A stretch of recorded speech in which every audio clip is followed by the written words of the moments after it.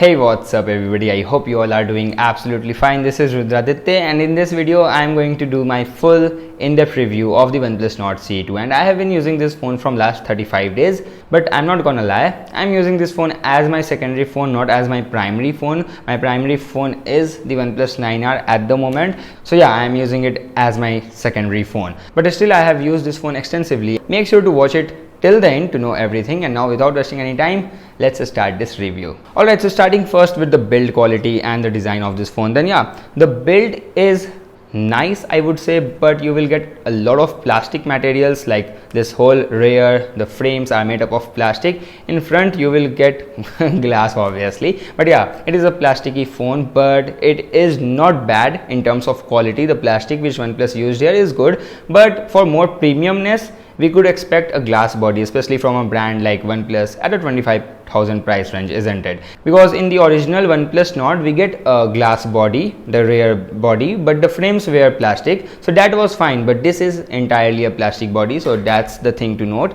But apart from that, the in-hand feel is quite good because it's very lightweight and also very comfortable to hold. So overall, for in-hand feel, I am very satisfied with this phone because the weight distribution is so good. It's lightweight and also it fits perfectly into your palm, so that's why it's very comfortable phone to use. But when it comes to material, then they didn't use top-notch materials here in this OnePlus Nord CE2 5G. And also you won't get matte finish in any of the colors. I guess it comes with two color options, one with gray and the another one is blue or black. I'm not sure, I will tell you here.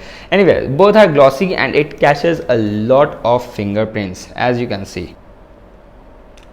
So that's why, I hate glossy finish for this reason. But I would also recommend you to use a case, and you will get a case inside the box. That's a very nice thing, and I will highly recommend you to use this phone like this, and then you can purchase a different case after 2-3 months when this get yellow. But to avoid the scratches, you should definitely use the case. Now let's talk about the display. So display is actually good here. You will get 1080p 90Hz refresh rate. Now in competition you will get 120Hz refresh rate for the same price point, but since it's OnePlus in Nord CE series, they are not going to give you 120Hz for sure. So yeah, here you will get only 90Hz, but that is also fine. I haven't seen any jitteriness or frame drops in 90Hz. It is working absolutely fine. It is very smooth. But if we talk about the display quality, then it's very good. The viewing angles are good, and also you will get good deep blacks because it's AMOLED panel. But the display brightness is like okay, it's in direct sunlight, it's not very bright, but you can see the on-screen content by doing some little bit of adjustment like this and this. You can see that, but it's not very bright. And also the colors are not very vibrant on this display, even though by default they adjusted the display settings to vivid mode, and also company is saying that's the recommended mode, but still it's not very vivid, it's not very vibrant. That's what I noticed as compared to other AMOLED panels. But overall the display quality is not bad by any means, so I am fine with it. You can enjoy Netflix and Amazon contents on this display. So overall display is just okay in my opinion. You will definitely get better display experience at the same price point in other phones. Now guys, let's talk about the performance. So here you will get MediaTek Dimensity 900 processor, and trust me, it's not a bad processor, but definitely at this price point you will get again other phones which provides you better processor. But it doesn't mean that those phones are better, okay? I'm just telling you that you have the option of better like build quality, better display quality, or better processors, but in different phones. But I will tell you all the things at the last part of the video, that which phone is better in which aspect. But here you will get MediaTek Dimensity 900, so let's talk about that processor. So yeah, that's very capable. If you are like non-gamer user, then you're not going to face any problem at all. Like if you do web browsing, social media, emails, a lot of texting, and if you take a lot of pictures, then I guess this is going to be fine. I haven't faced any slowdowns or lack of power while using this phone, so I would say that yeah, MediaTek Dimensity 900 is a very capable processor. And if we talk about the gamers, then of course you can do casual gaming, no problem. But if you want to play heavy games at heavy graphics, then you might see some frame drops and you might not feel that premium in terms of gaming experience. But overall it's fine and I have no problem with it.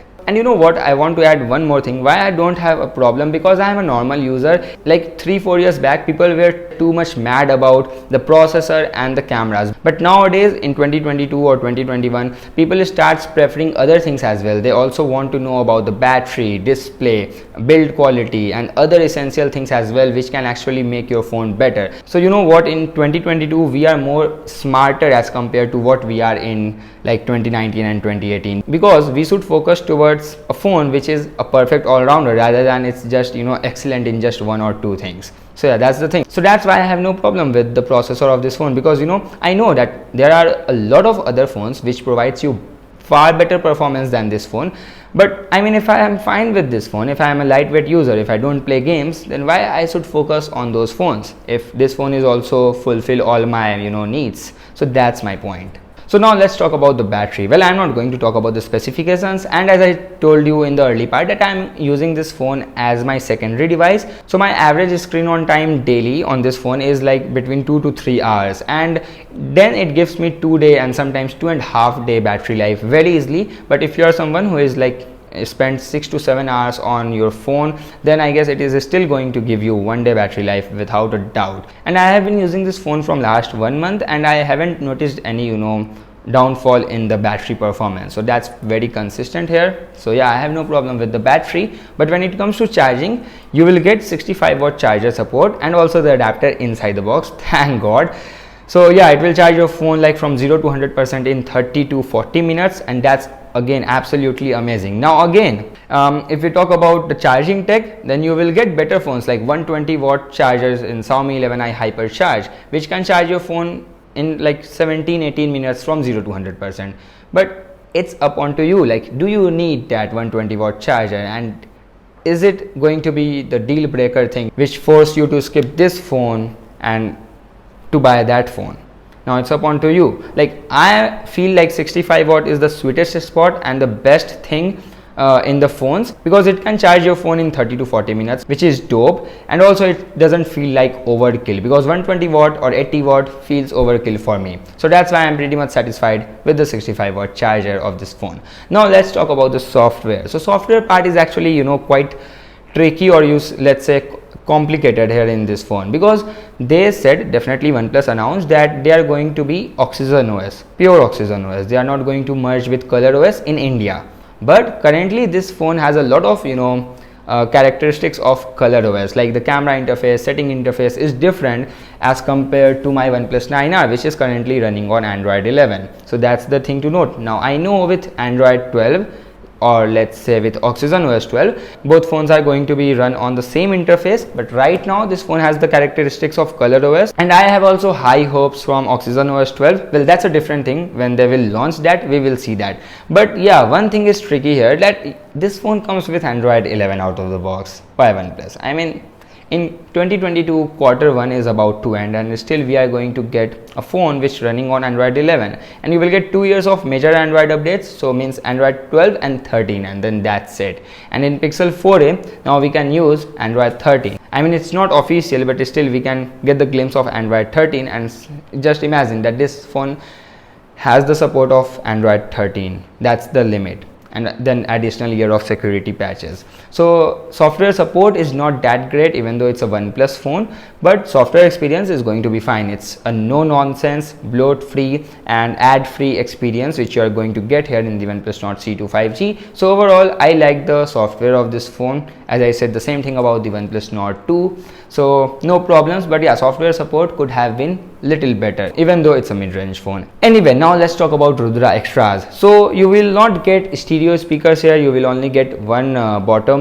mono speaker, but that speaker is quite loud. The bass is also good, so it's decent, not the best, not mind-blowing or anything like that, but it's decent. Now what is more decent is that you will get headphone jack, although I haven't used this headphone jack for a single day in last 35 days, like I haven't touched this, but there are a lot of users who care about headphone jack, so it's here, thumbs up. But the trademark of OnePlus, the alert slider is missing here. You won't get alert slider in the CE series of OnePlus phones, and the buttons are quite tactile. The placement of the buttons are so nice, although OnePlus has the habit to give the volume rocker on the left side rather than the right side, which I don't personally prefer. Now you don't have even the alert slider in the CE series, so why not give the buttons on the right side instead of left side? Why to copy iPhone? I mean, come on, you could give us. But yeah, the button placements are good and it's very tactile. Now the earpiece quality is decent and the haptic feedback is like